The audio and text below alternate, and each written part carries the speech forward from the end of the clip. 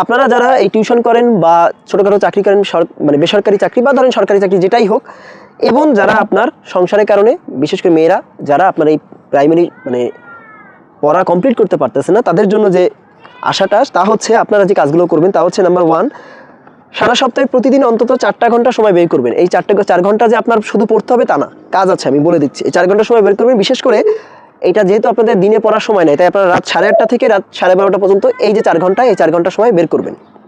এক্ষেত্রে আপনারা চেষ্টা করবেন 40টা মিনিট শুধুমাত্র খাওয়া দাওয়া এবং নামাজের জন্য রাখা। বুঝতে পেরেছেন? বাকি যা আছে আপনারা যে সময়টা থাকে অর্থাৎ 3 ঘন্টা 20 মিনিট, এই 3 ঘন্টা 20 মিনিট পুরোপুরি শুধু পড়ার পিছনে ব্যয় করবেন। ঠিক আছে? এবার আসেন কীভাবে পড়বেন আর কি।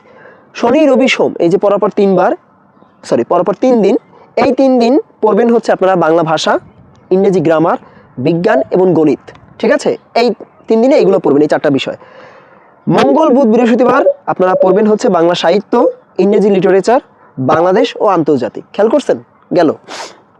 শুক্রবারে আপনারা দিবেন হচ্ছে মডেল টেস্ট, সেটা আপনারা ছোট ছোট করে দিতে পারেন বা পুরো 90 মার্কের মডেল টেস্ট দিতে পারেন, এটা আপনাদের বিষয়। এবং এর পাশাপাশি যা পড়বেন হচ্ছে তা হচ্ছে বাংলা, ইংরেজি ও কারেন্ট অ্যাফেয়ার্স। ঠিক আছে? আর কিছু পড়ার কোনো দরকার নাই। বুঝছেন? আর চেষ্টা করবেন যে সময়টুকু যদি এক্সট্রা কিছু পান, যদি ধরেন 20 মিনিট বা 25 মিনিট যদি কখনো মনে হয় যে বসে আছেন কোথাও, তাহলে যা সারাদিন পড়েছেন তা রিভার্স ভাবে অর্থাৎ তার রিক্যাপ করার চেষ্টা করবেন। বুঝতে পেরেছেন? এই রিক্যাপ যদি আপনি বারবার করেন, সারা সপ্তাহে যা পড়েছেন বা যে জায়গাটা আপনার বেঁধে গেছে ওই জায়গাটায় অর্থাৎ ওই বিষয়টা যদি রিক্যাপ করেন আপনার জন্য সুবিধা হবে। এবার আসেন নাম্বার 5, তা হচ্ছে আপনাদের যেহেতু মাত্র 3 ঘন্টা 20 মিনিট পড়ার সময়, সেহেতু যেদিন যে বিষয়ে যখন পড়বেন তখন আপনাদের নিয়োগ সহায়িকা বইটা নিয়েই বসবেন, প্লাস নিবন্ধন স্কুল পর্যায়ে এবং স্কুল পর্যায়ে 2 এইগুলোই বেশি বেশি করে পড়বেন। বুঝতে পেরেছেন? এর বেশি পড়ার দরকার নেই, কারণ আপনাদের সময় নাই। ওকে? আর হচ্ছে যদি এগুলা কাভার আপ হয়ে যায়, যদি পরীক্ষা দেরিতে হয়, আমি কিন্তু এতক্ষণ এই 5টা পয়েন্ট বলেছি হচ্ছে পরীক্ষা যদি জানুয়ারিতে ধরেন যদি হয়ে বসে, ঠিক আছে, যদি নির্বাচন পিছায় যদি হয়ে বসে কোনো কারণে, তাহলে এই 5 পয়েন্ট পর্যন্ত ঠিক আছে।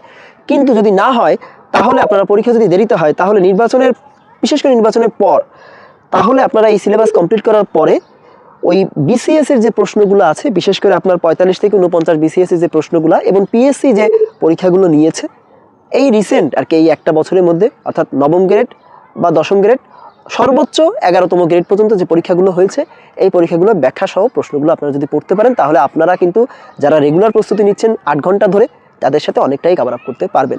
দেখুন আসলে চাকরি করে, টিউশন করে বা এই সংসার সামলে পড়ার পিছনে মাত্র 3 ঘন্টা 20 মিনিট সময় দিয়ে আসলে চাকরি পাওয়া খুবই টাফ।